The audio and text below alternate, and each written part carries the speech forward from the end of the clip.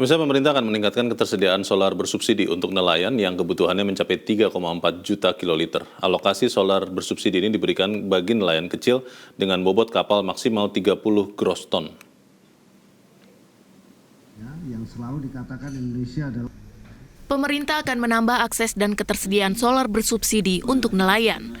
Saat ini, Kementerian Kelautan dan Perikanan telah membuat 6 zona wilayah tangkapan ikan sehingga pergerakan kapal nelayan akan lebih terkonsentrasi dan terkontrol. Adanya zona wilayah tangkapan ikan juga dapat membuat penyaluran solar subsidi tepat sasaran. Dengan demikian, kebutuhan solar subsidi untuk nelayan akan lebih terdeteksi dan terkendali. pasti kita sudah membuat zona. Jadi ada zona 1 sampai zona 6.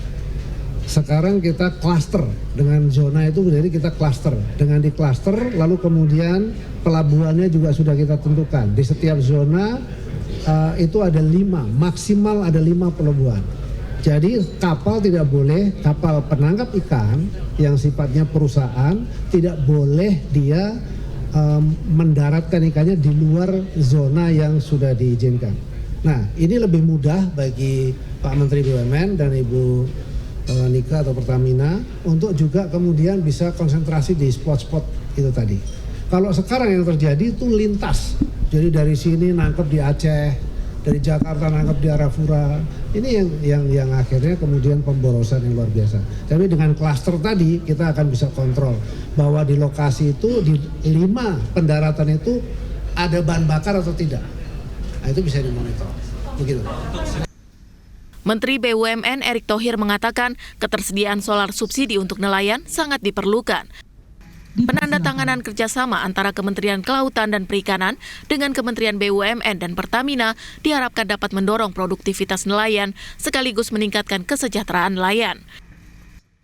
Erick menegaskan penyaluran solar subsidi untuk nelayan harus tepat sasaran. Adapun kebutuhan solar subsidi untuk nelayan mencapai 3,4 juta kiloliter.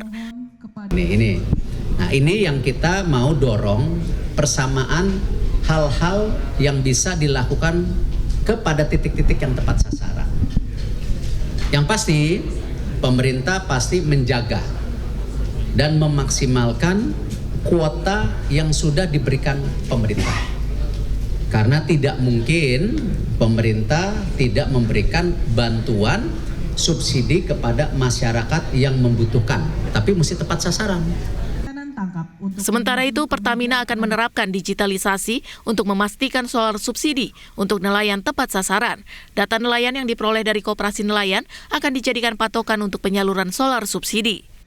Nelayan juga didorong menggunakan aplikasi My Pertamina sehingga terdeteksi identitasnya dan jenis kapalnya. Ya, ini tadi kembali lagi database kalau untuk ketepatan.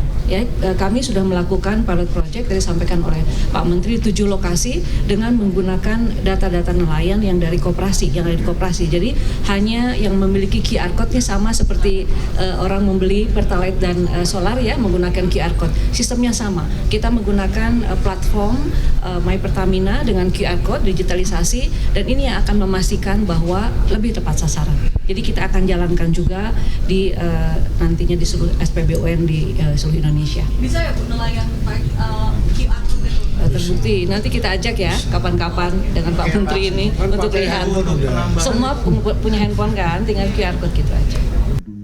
Selain menerapkan digitalisasi, Pertamina akan meningkatkan akses terhadap solar subsidi. Caranya dengan menambah 30 stasiun pengisian bahan bakar nelayan pada tahun ini. Hingga saat ini sudah terdapat 387 stasiun pengisian bahan bakar nelayan yang tersebar di berbagai daerah di Indonesia. Tim Liputan Media Group Network.